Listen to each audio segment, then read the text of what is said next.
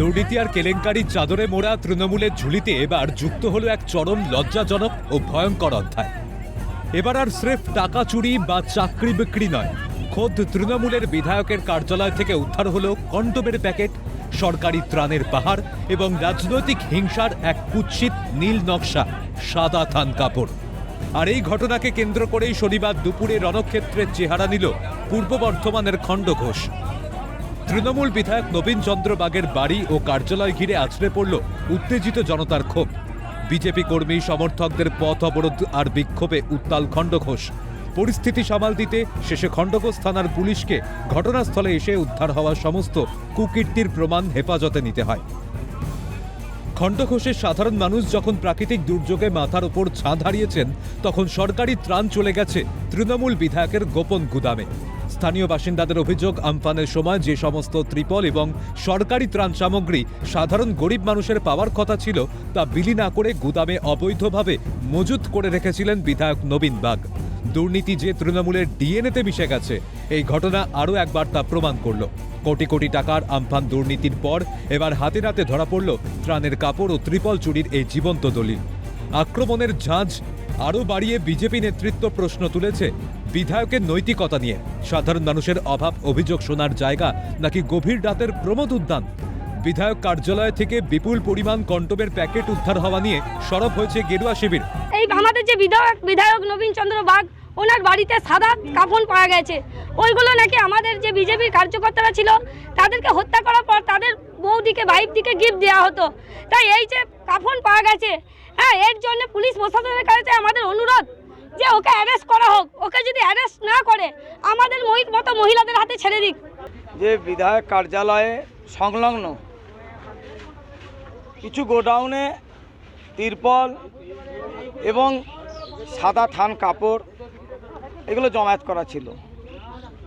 তারপর আমরা আস্তে আস্তে করে দেখলাম যে বিধায়ক কার্যালয়ে মুখে আনতে রুচি হচ্ছে আমার কন্ডম প্যাকেট, প্রচুর পরিমাণে কন্ডমের প্যাকেট। সন্দেশখালি থেকে শুরু করে আমরা দেখলাম মমতা ব্যানার্জির রাজত্বকালে প্রতিটি কার্যালয়ে এই বেতাজ বাদশাহ শাহজাহান থেকে শুরু করে সকলেরই এই একই কুকীর্তি। তার ব্যতিক্রম আমাদের নবীনচন্দ্র বাগও নেই, উনিও এই কুকীর্তির সঙ্গে যুক্ত।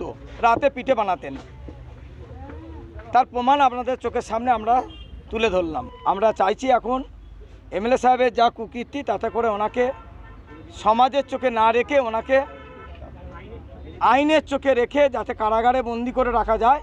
বিজেপি নেতা আনন্দ সাঁতরার অভিযোগ অত্যন্ত গুরুতর।